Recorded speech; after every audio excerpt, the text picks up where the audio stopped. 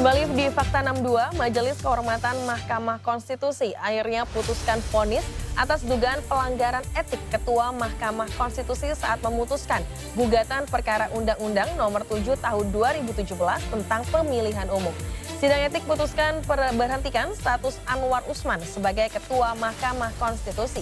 Meski demikian, putusan sidang etik ini tidak serta-merta mengubah keputusan perkara gugatan yang telah diketok palu sebelumnya.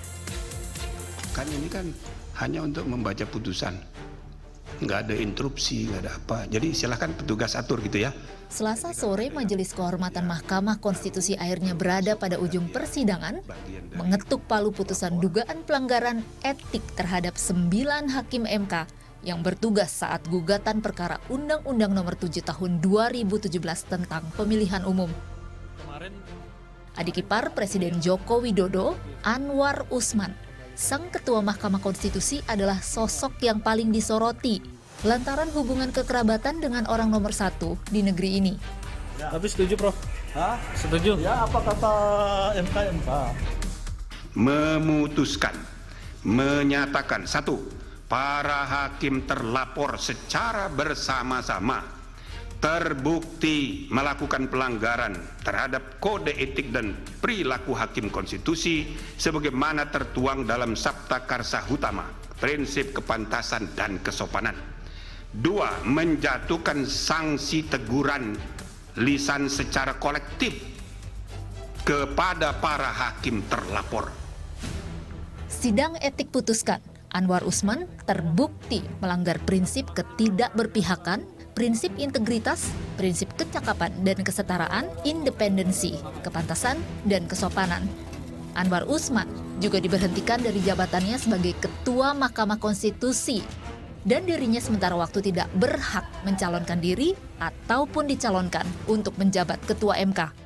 Anwar Usman juga tidak diperkenankan terlibat atau melibatkan diri dalam pemeriksaan dan pengambilan keputusan perkara perselisihan hasil pemilu, mulai dari pemilu presiden, DPR, DPRD hingga pemilihan kepala daerah. Kita harus mengapresiasi, kita berapresiasi terhadap putusan majelis tadi, ada kepastian hukum.